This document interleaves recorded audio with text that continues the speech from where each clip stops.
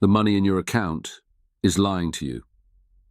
It doesn't show how hard you've worked, it doesn't reflect your potential, and it sure as hell doesn't tell the truth about what you're capable of.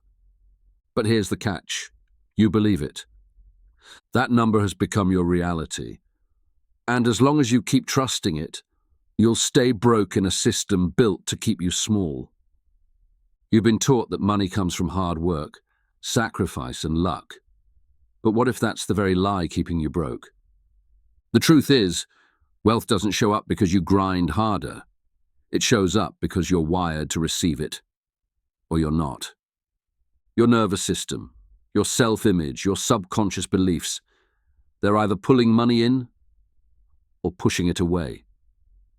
And until you fix what's happening inside, nothing you do outside will ever be enough. I wasn't born into money. I didn't have connections. I just got tired of playing a game I couldn't win, one where I worked harder and still stayed stuck. So I stopped chasing tactics and started rewriting the code that was running my life. And what happened next felt impossible until it wasn't. Because when you stop trying to get rich from the outside in and flip the switch internally, everything changes. You've probably told yourself 100 times that this is the year it changes. You start something new, you feel that fire for a minute, and then it fades. Something throws you off, or you self-sabotage again, and you crash right back into the same frustrating pattern. And then the questions creep in. Why does this keep happening? What's wrong with me? But the truth is, there's nothing wrong with you. What's wrong is the invisible script running your life. The part you never chose, but still live by every single day. You were taught to work hard, stay humble, be grateful for what you have. You were taught that money is hard to earn, that it's selfish to want more, that wealth is for other people. So now, every time you try to break out, your system fights you. Not because you're lazy, because you've been wired to survive, not to expand. You know what survival feels like? Stress, guilt, shame. That anxious tension that sits in your chest when you check your account, when a bill hits, when something unexpected happens and you feel that deep panic, like the floor might fall out. That's your nervous system doing its job, keeping you inside the cage it was trained to recognize as home. And here's the kicker. Most of the people teaching you how to manifest your dream life, they're ignoring this completely. They tell you to repeat affirmations, to visualize, to raise your vibration. But what they don't tell you is this. If your subconscious still believes wealth is dangerous, it will block it every single time. You can journal all day, but if your chest still tightens when rent's due, if you flinch when you open your bank app and see what's left, if you shrink the moment the bills hit and that old panic kicks in, none of it will stick. You're not stuck because you're doing it wrong. You're stuck because your body is still holding on to the old identity. The one that says, this is who I am. This is what I'm worth. This is as far as I go. And even when you try to rise, that identity pulls you back. Not because it hates you, but because it feels safe. That's the trap. That's the loop. And until you rewrite that internal code, no hustle, no strategy, no amount of forced positivity will ever break you out of it. You've been taught to treat money like a math problem. More effort in, more money out.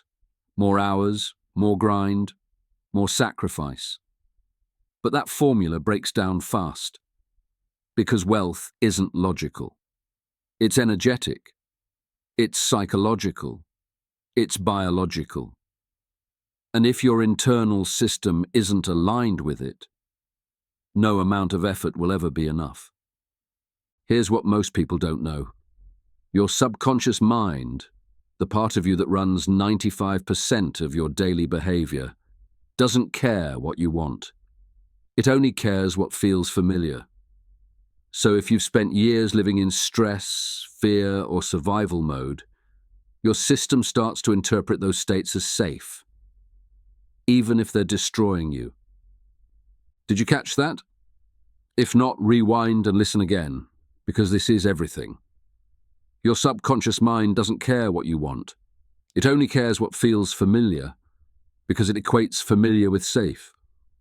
Even if it's keeping you broke, even if it's breaking you, it's like a thermostat. You can try to blast your way to success, but if your internal set point is stuck at scarcity, you'll unconsciously find ways to bring yourself back down. You'll procrastinate. You'll undercharge. You'll avoid taking risks. Not because you're lazy, but because your body thinks it's protecting you. This is where the nervous system comes in.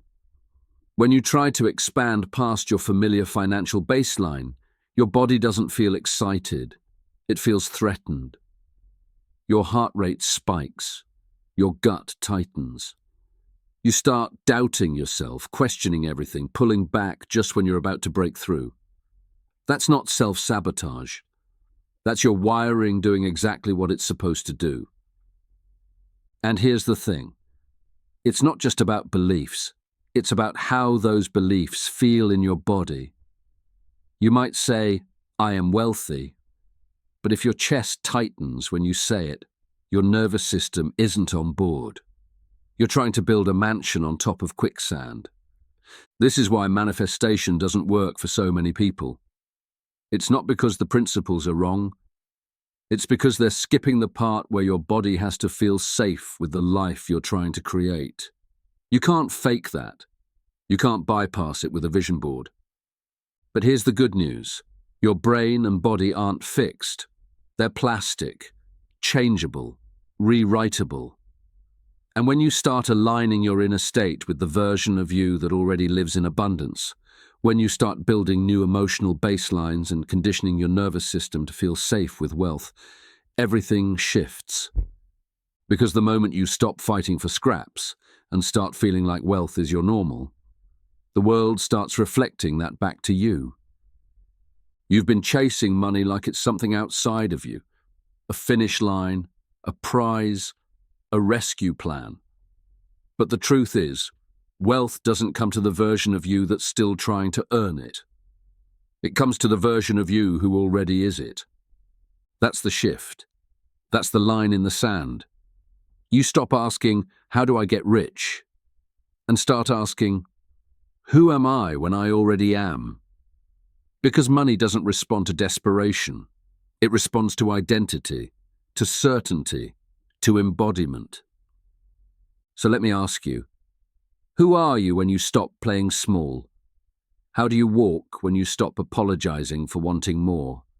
How do you speak when you stop filtering yourself to make other people comfortable? What kind of moves do you make when you know the outcome is already yours? That's not a fantasy. That's the real version of you that's been buried under years of survival mode. And the second you start living from that place, even before the money shows up, everything starts to change. Because your subconscious isn't moved by goals. It's moved by familiarity. When you act, speak, breathe like someone who already has what you want, you're teaching your body, this is safe now, this is normal. And once it feels normal, it becomes automatic. So if you're used to shrinking, start stretching. If you're used to hoarding, start circulating. If you're used to hesitating, start deciding faster, like someone who trusts themselves. These small shifts aren't just behaviors. They're signals. They're the evidence your nervous system needs to start locking in the new identity. This is the difference between trying to get rich and being someone who doesn't know anything else. You stop chasing. You stop grasping. And instead, you walk into every room already owning it. Not because you're faking confidence, but because you finally stopped betraying who you really are. The truth is, wealth is not something you achieve. It's something you remember. It's who you were before the world convinced you to play small. And once you lock back into that version of yourself, the one that isn't afraid, the one that expects more, the one that moves through life with calm certainty, the universe starts rearranging itself to match you. Because real wealth doesn't come when you finally have enough. It comes the moment you realize you've always been enough. So now you know. You're not waiting on money. Money has been waiting on you. You're not blocked because the world is unfair. You're blocked because some part of you is still protecting a version of yourself that was built to survive, not to rise. And the hard truth? You're the one keeping that version alive. Every time you shrink to avoid judgment, every time you replay your old story instead of stepping into something bigger, every time you say, "I'm not ready," when deep down, you know you're just scared. That's you choosing the cage over the door. Let's stop pretending you don't know what to do. You've had flashes of clarity. You felt moments of power where you moved differently, spoke differently, carried yourself like someone who remembered who the hell they were. But then you flinched. You watered it down. You shrank to fit a life you already outgrew. You think waiting makes you safe. But when has waiting ever made you rich? When has hesitation ever made you powerful? You're stuck not because you lack information. You're stuck because you keep trading momentum for comfort, truth for logic, action for delay. You've spiritualized your excuses, you've called fear alignment, and indecision intuition. But let's call it what it is. You've been protecting your limits and calling it self-awareness. So let me ask you this. How much longer are you going to pretend not to know who you are? How many more times are you going to bury your potential under self-doubt and call it humility? How many more years are you going to dress your fear up as caution and let it rob you blind? This is the line, the part where most people turn back. They feel the edge and run. But you've seen too much. You've remembered too much. You've already started to shed the old identity. The only question is, are you going to finish the job? Because nothing changes until you do. The door's open, the power's there, but you've got to stop bargaining with the version of you that's addicted to playing small. You want freedom. Stop negotiating. You want abundance. Act like someone who expects it. You've already been living below your truth for too long. And at this point, staying stuck isn't just painful, it's a choice. So now the mirror's in front of you. And you can't unsee what you've seen. You can't go back to calling it fate or bad timing or someone else's fault. You've seen exactly how you've been playing small, and exactly who you could be if you stopped. So what's it going to be? You can close this video and drift back into your routine. You can nod along, maybe feel a little inspired, and then scroll to the next thing. Or you can decide that this was the moment. The exact second you stopped rehearsing your old life and started embodying the one that's been waiting for you all along. This isn't about becoming someone else. It's about finally being who you were before the world convinced you to dim it down. It's about choosing alignment over fear, ownership over excuses, and truth over safety. Because here's what no one tells you. The doorway to everything you want is always open. It's not locked. It's not guarded. It's just uncomfortable. And most people spend their whole life avoiding that discomfort, then wonder why they never changed. But not you. If you've made it this far, it means you're not like most people. And maybe for the first time in a long time, you're ready to burn the script and write something that actually matches who you are now. So make the decision. Not tomorrow. Not when things calm down. Right now. Because the future isn't coming. It's already here. And it's waiting on you to show up like you finally believe it. You were never lacking. But you were conditioned to believe that staying small was safer than being seen. Somewhere along the line, survival became your default. And even when you wanted more, your body pulled you back to what felt familiar. But now you've remembered. Not a new truth, but the one that's always been there, buried under noise, fear, and someone else's idea of who you were supposed to be. You're not here to chase wealth or earn your worth through suffering.